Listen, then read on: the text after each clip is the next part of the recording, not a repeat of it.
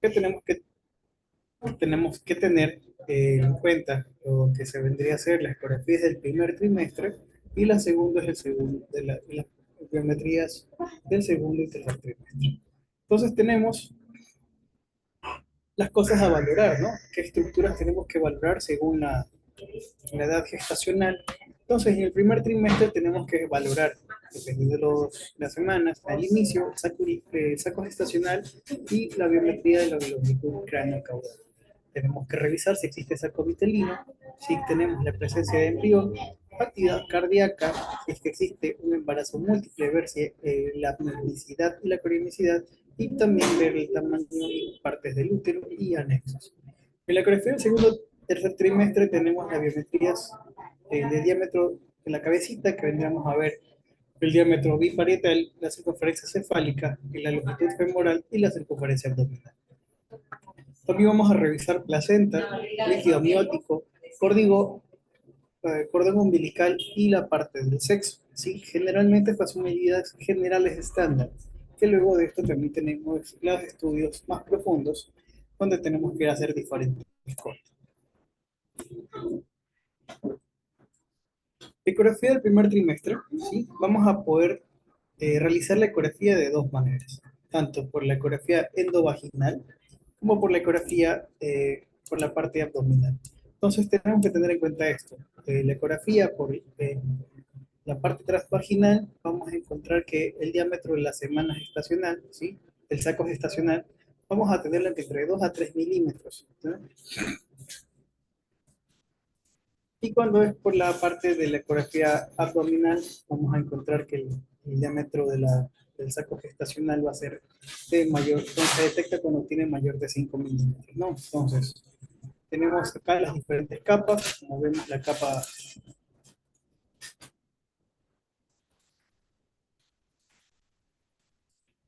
observamos el doble signo de anillo desigual, que vendríamos a ver ya un saquito donde está conformado por lo que es la deciduo basal, vemos la deciduo capsular y por la parte externa lo que es el cubo endometrial y la deciduo parietal. Entonces aquí vemos la doble capa y el anillo.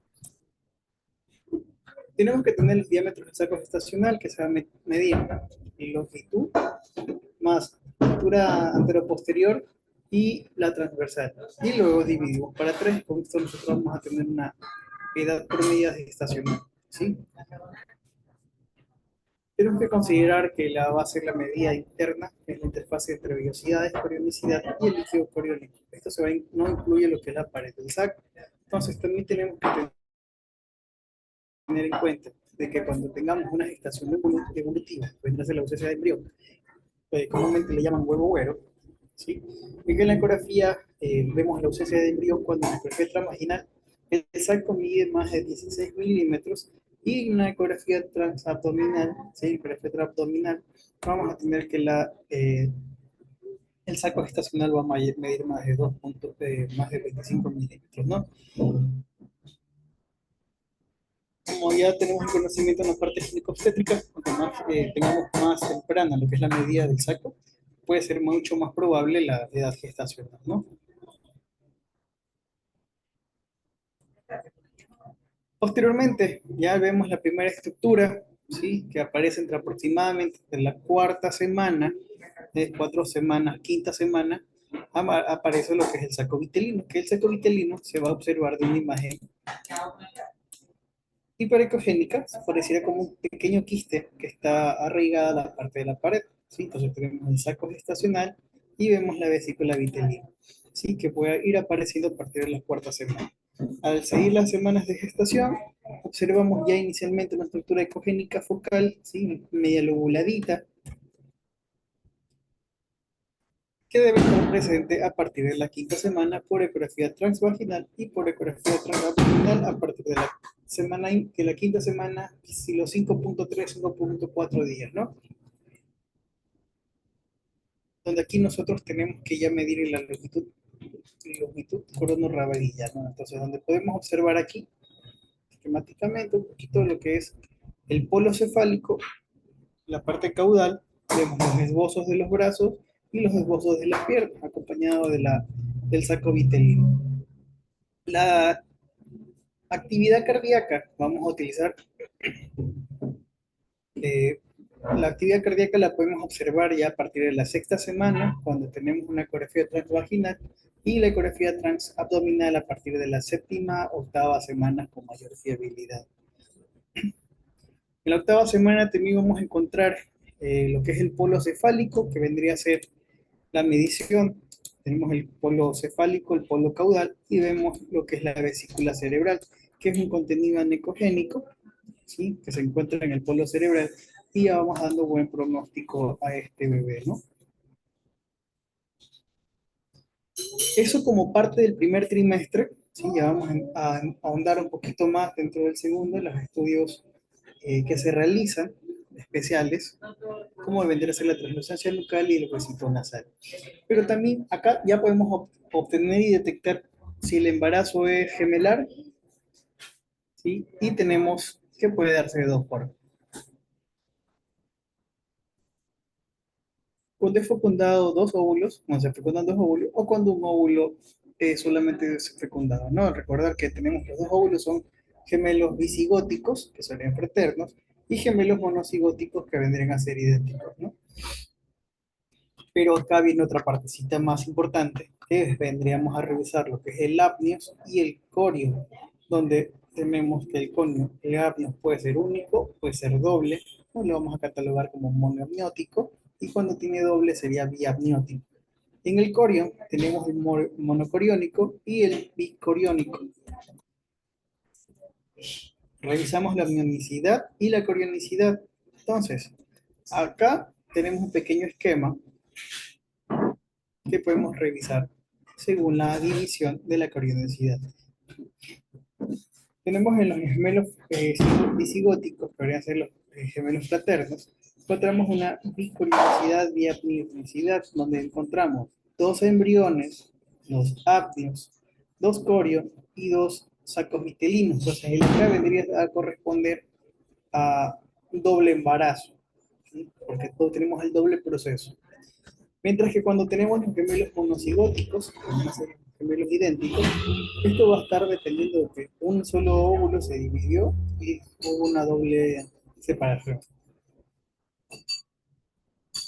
Acá va a haber también la dependencia de en qué momento de la segmentación en la división celular se divide, porque podemos encontrar que se dividen entre el primero y el tercer día después de la concepción, vamos a encontrar el estado bicelular, como es el blastómero y la mórula, vamos a encontrar que el gemelo monocigótico va a tener una bicorionicidad y una biamnionicidad.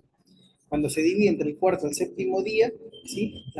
Vamos a encontrar que va a ser monocoriónico y amniótico.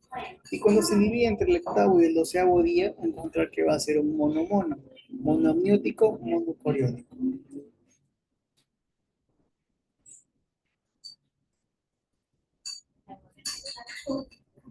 La corionicidad va a predecir el desenlace adverso en el periodo natal. Así que me habla que los placentas de embarazos gemelares monocoriónicos presentan anastomosis vascular entre los dos fetos. O sea, puede haber un síndrome de transfusión feto-fetal, el síndrome de embolización feto-fetal y la secuencia de perfusión arterial reversa de gemelos.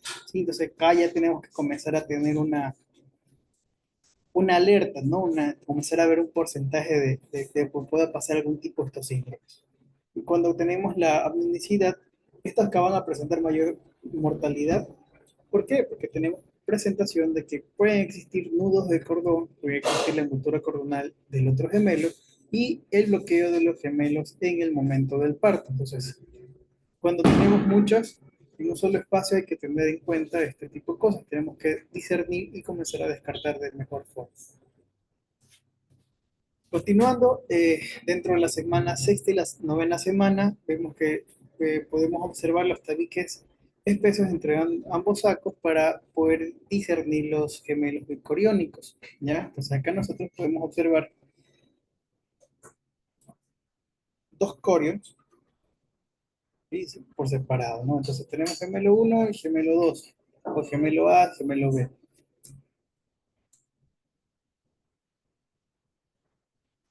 De igual forma, encontramos el apnios, el gemelo 1, vemos la corionicidad de uno y del otro,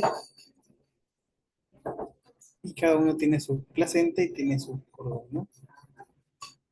Acá vemos también un gemelo bicoriónico biamniótico, que cada uno tiene sus componentes, que vendríamos a hablar del signo de lambda, ¿no? Que vendría lambda, que vendría a tener una base mucho más gruesa y un pico más fino, ¿no? Que vendría a ser el signo de lambda.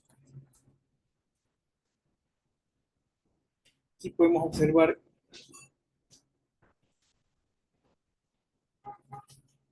dos embriones, dos sacos vitelinos rodeados de un solo corio. Entonces tenemos gemelo 1, gemelo 2, entonces tenemos un monocoriónico y apniótico. Tenemos dos embriones, dos sacos vitelinos rodeados de un solo corio. Entonces tenemos el corio y vemos la parte del saco vitelino, ¿no? Uno y dos. Tenemos una sola cavidad en este caso, ¿no?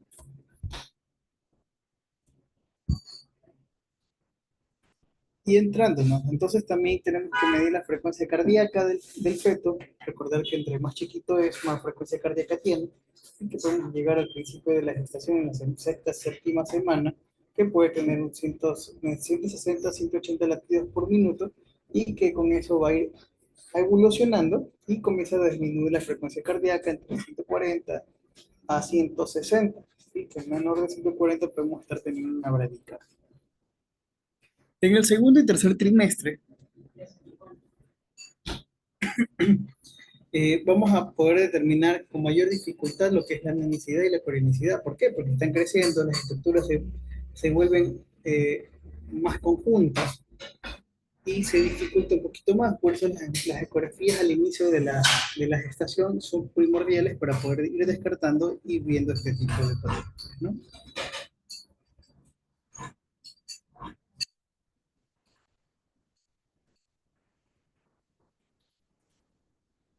En el segundo y tercer trimestre tenemos que identificar el sexo, el número de la placenta, las características de la membrana divisoria, sexos diferentes, ¿sí? Donde podemos ver que ocurre en gemelos dicoriónicos y amnióticos, las dos placentas que se enfican en gemelos dicoriónicos y amnióticos, y si se observa una placenta y una membrana separadora de los gemelos diamnióticos, ¿no?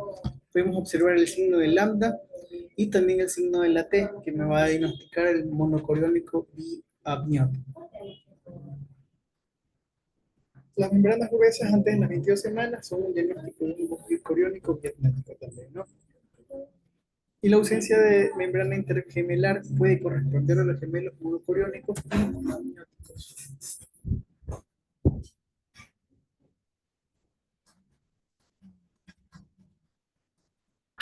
Y acá vemos un poquito de lo que necesitamos en la parte de discernir lo que es las patologías o correspondientes porcentajes de que podemos encontrar.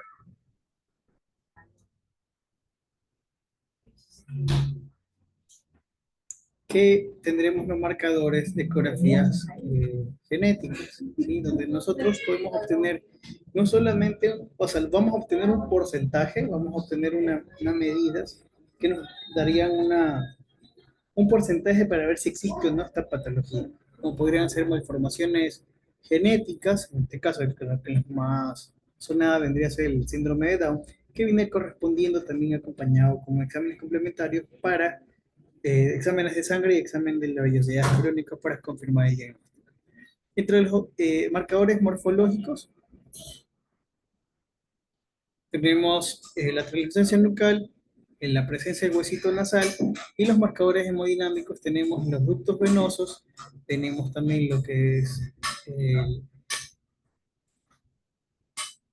las arterias uterinas, que son los que realmente nos van a dar, porque podemos también tomar otras medidas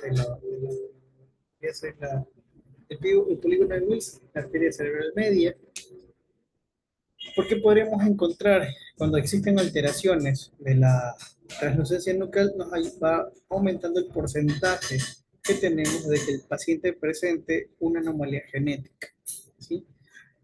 Entre las anomalías de morfología fetal, tenemos que esta ecografía se realiza entre la semana 12 a la semana 13.6, entre la semana 10 a la semana 13.6, que sería lo ideal para la medición.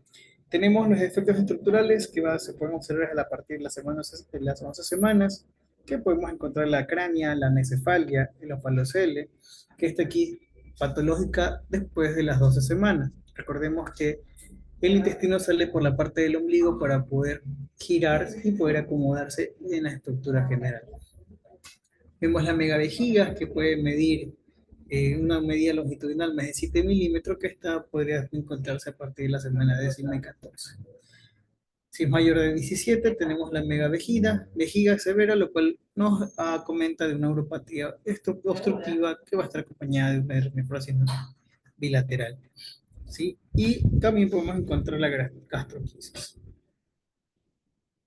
Acá podemos observar la ecografía, donde la ecografía que necesito de que se vea la cabecita va a ser un corte longitudinal, corte sagital del embrión, donde tendremos que observar que no esté en hiperextensión y no esté en hiperflexión, sino que esté en una posición cómoda el feto, pero en el embrión. Y revisamos la parte de la estructura de la espalda, tendría que verse la parte de los pies. Entonces, esta tendría que ser la posición adecuada, donde tenemos que ver el perfil del bebé, tenemos la translucencia nucal, vemos la parte de los macizos óseos, de la parte de la mandíbula. El protocolo de medición va a ser que el bebé tiene que medir entre 4.5 a 8.4 centímetros. En el corte longitudinal de perfil, tiene que tener una posición neutral y podemos tener la maximización del estudio de la parte de la cabecita, de la parte del cuello, donde tenemos que medir el ancho de interno a interno, ¿sí? Y tenemos que comenzar a priorizar la imagen y enfocar bien la imagen.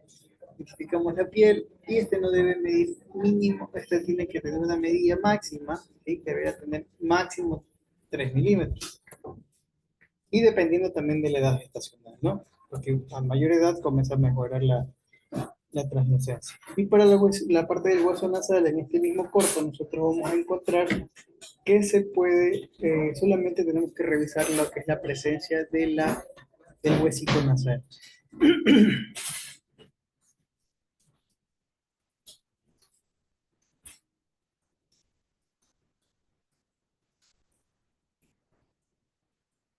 Vamos a encontrar que en el segundo o tercer trimestre vamos a obtener un corte transversal y a nivel de los tálamos, sería transtalámico, donde vamos a poder medir eh, el DBP y la circunferencia cefálica. Condiciones para este corte, tiene que verse el polo superior, o sea, la parte frontal, la parte occipital. Podemos revisar al inicio lo que es parte del cráneo en la parte lateral, en este caso sería derecha, hasta que se solidifique, porque en la parte inferior ya luego se va a disminuir un poco la visibilidad. ¿Por qué se ve la estructura aquí y no se ve aquí? Por la densidad del hueso, ¿no? ¿Qué encontramos? ¿Qué vamos a nosotros a tener en cuenta? Vamos a tener en cuenta que la línea media esté recta, el cabo del septum pedúcido, los tálamos, el cuarto ventrículo, va a ser perpendicular, ¿sí? Como lo vemos acá, y observamos las estructuras. Un poquito más, donde vemos acá lo que es el ventrículo, vemos una forma o medio ovalada, lo que es el tálamo, y vemos una parte cuadrangular, lo que viene a ser el cabo del septum pelúcido, ¿no? Vemos la línea media, en general aquí se le denomina como el signo de la flecha, porque tenemos las astas acá, vemos la punta, en este segmento que está aquí, vemos la flecha como tal. ¿Qué vamos a medir? Tenemos para medir lo que es el DBP, que es el diámetro biparietal. Encontramos desde la parte del externo, la tabla externa, a tabla interna, en una línea perpendicular. Esta medida me va a transmitir y me va a dar unas semanas aproximadas. Para el perímetro cefálico, igual forma vamos a encontrar en el mismo corte, como vieron, el corte transalámico, vemos el ventrículo, los tálamos, el cabo, vemos parte de los hiatos tentoriales, vemos el signo de la flecha, y la medición va a ser de fuera, por fuera, por toda la circunferencia ovalada que tenemos en la cabecita del bebé. También para la medición de la biometría fetal tenemos el corte óptimo del fémur, que este corte óptimo va a ser un corte longitudinal perpendicular al transductor, donde observamos la cabeza, el cabeza del fémur, los cóndilos, y la medida va a ser de diáfisis a diáfisis, donde no se va a considerar la parte del espolón, que vendría a ser el cóndilo, ¿no? Entonces tenemos de diáfisis a diáfisis. Este segmento de acá, un corte longitudinal. La circunferencia abdominal, de igual manera, cogemos el transductor en forma transversal y podemos revisar yéndonos de la parte cardíaca. Luego encontramos el corte transversal, donde observamos una imagen circular con estructuras internas, donde se puede observar claramente lo que es la parte eh, de la vértebra. Vemos el estómago, vemos el seno portal y también identificamos lo que vendrían a ser las costillas, la arteria aorta, la vena cava. No se deben ver los riñones, no se debe ver el corazón, y hacemos de igual manera la medida de piel a piel, todo por fuera de la estructura.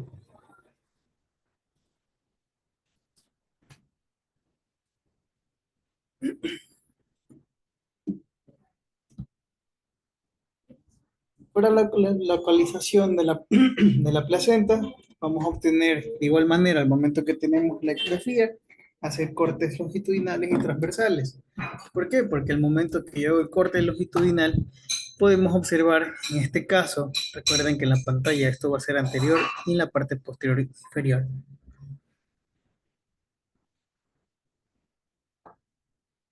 Entonces vendría a ser un bebé cefálico con dorso anterior y la placenta anterior, ¿verdad? ¿Por qué? Porque es lo primero que se va a reflejar en el transductor. Aquí podemos ver la placenta, nos presenta que si nos movemos a la derecha y mayor estructura, podemos decir placenta anterior izquierda, placenta anterior derecha, o placenta anterior, netamente, ¿no? Vemos el grosor, con la placenta se va a encontrar ecogénica, ¿sí? En el mayor de los casos, encontramos que va a tener un vértice y su nivel medio va a ser el más grueso. Vemos también en la parte de acá lo que es la parte anterior y encontramos nuestro transductor también, como vendría a ser el corte longitudinal de la placenta en el lado derecho. ¿Qué veo acá? Líquido amniótico, estructuras óseas, de igual forma veo parte de las costillas, veo el cordón umbilical, en este caso veo la parte de la columna vertebral, la parte cefálica y el cuello. La presentación posterior también la encontramos de derecha a izquierda. Ahora, como se dan cuenta, ya no está en la parte superior, sino que está en la parte inferior. Entonces aquí recomendamos y ya podemos observar y diagnosticar que es una placenta posterior, que la podemos ver también de la misma forma en la placenta anterior y derecha. La placenta corporal anterior, la anterior izquierda y la anterior derecha. Corporal posterior, que viene toda en la parte en medio. Recordemos también que tenemos las placentas fúndicas, ¿sí? Donde la placenta va a ir al fondo del útero y que puede ser fúndica anterior o también puede presentarse como una fúndica posterior. Y obtenemos una imagen parecida a esta, donde observamos la cara anterior del útero, ¿sí? Y el fondo uterino. Nuevamente acá vemos la fúndica anterior, ¿no? Para la fúndica posterior va a tomar una porción del fondo y la línea posterior de igual manera, ¿no? Entonces tenemos un fondo posterior, una fúndica posterior, ¿no? Una placenta fúndica posterior. ¿Qué tenemos que analizar en la placenta? Su tamaño, su localización y su maduración.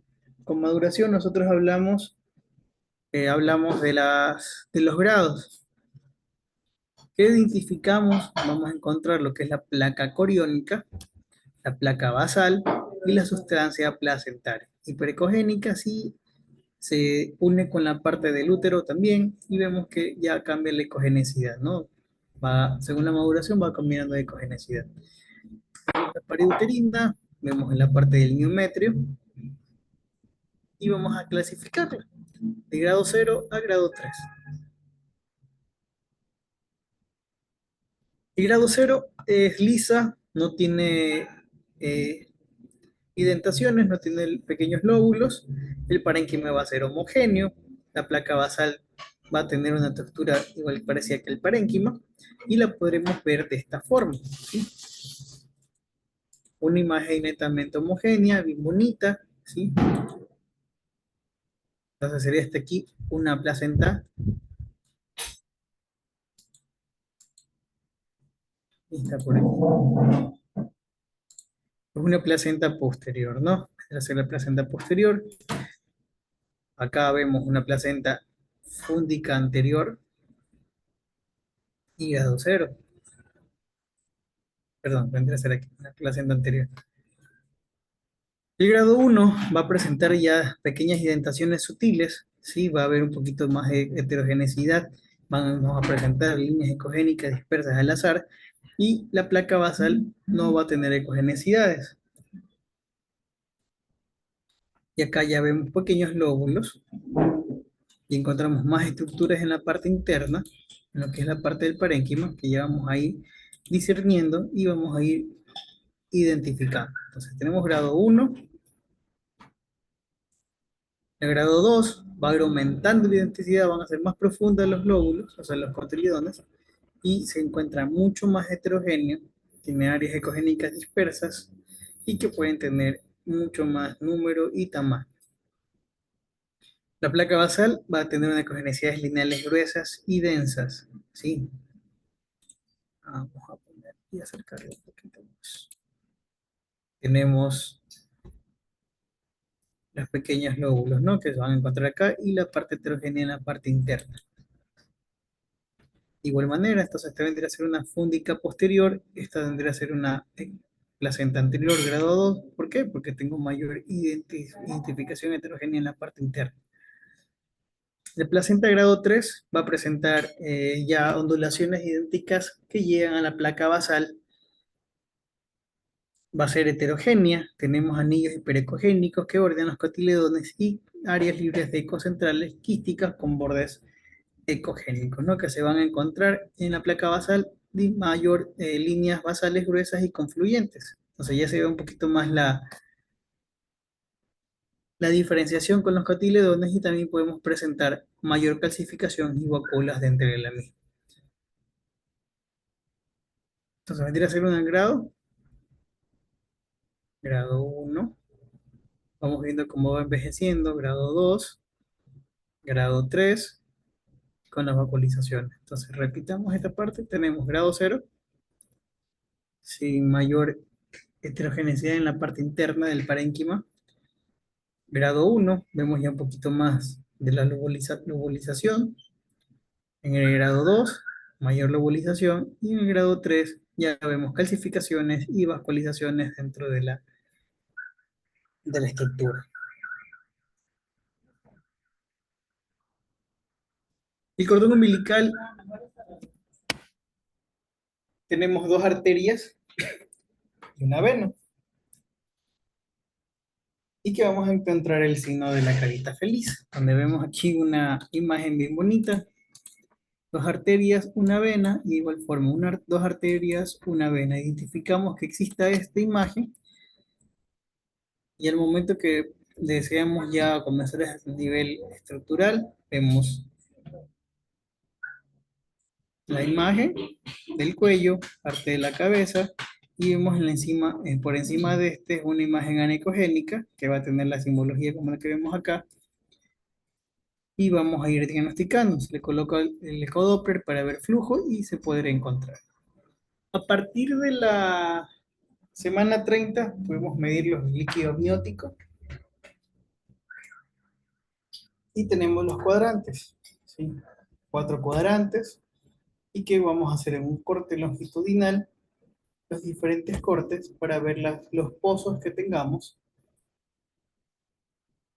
y poder medir en los segmentos donde no tengamos estructuras,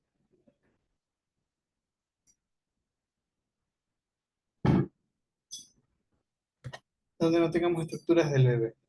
De 10 a 20 milímetros tenemos un oligogramio mediano, moderado, y menor de 10 ml tenemos un oligogramio severo. Cuando tenemos 80 a 120, un polidramio, y mayor de 120, un polidramio severo, ¿no? Pero la variación va a ser de 30 a 70 ml, que sería el ideal, y también va a depender de las semanas de gestación. Entre más semanas tiene, menos líquido tenemos en la parte del vientre, ¿no? Líquido amniótico, ¿sí? Lo vamos a sumar entre los cuatro cuadrantes, se suma el lila y tenemos entre 5 y 25 centímetros, sería el ideal. Signos ecográficos en la parte del masculino, vamos a tener el signo de la tortuguita, donde encontramos un caparazón y la cabecita de la tortuga, ¿no? Entonces, en este segmento de acá,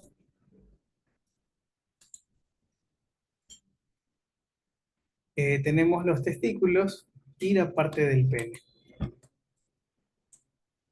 En el sexo femenino,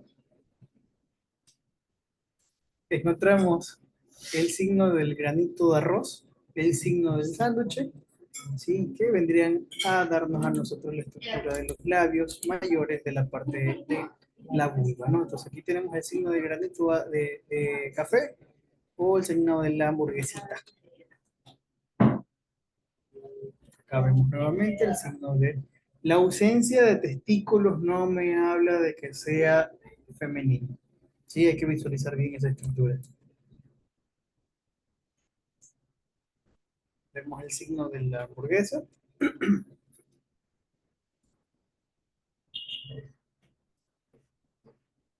Signo de la hamburguesa nuevamente.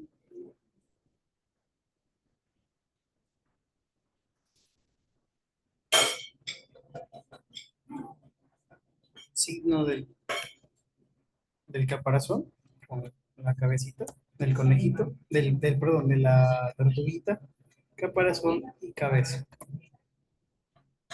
De igual manera que ya vemos un feto más grande, donde se ven los testículos y más detenidamente y más definido lo que es la parte del pene.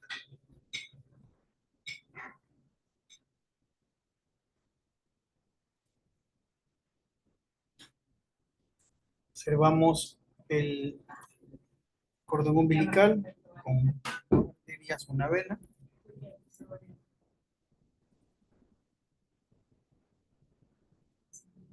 Vemos un embrión, parte cefálica, esbozos de brazos, esbozos de piernas.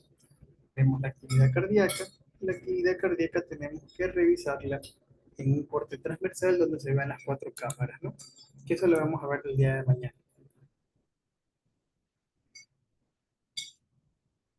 Doctora Karen, ¿puede identificar las imágenes, los signos ecográficos?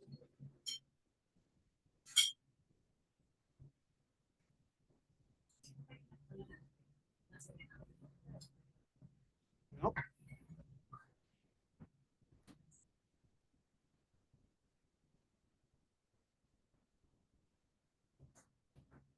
Vemos el signo de la tortuga, es el sexo masculino, ¿no? ¿Alguna pregunta? Igual el día de mañana tenemos la continuación y vamos a ver un poquito más detallados los temas que hemos revisado el día de hoy.